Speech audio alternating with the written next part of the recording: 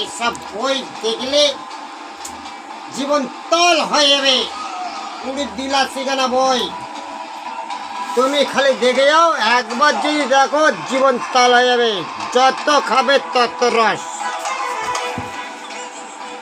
আরে জলের দামে ফলের রস দিয়ে দিচ্ছে, পুরো একদম বার করে দিচ্ছে পুরো একদম।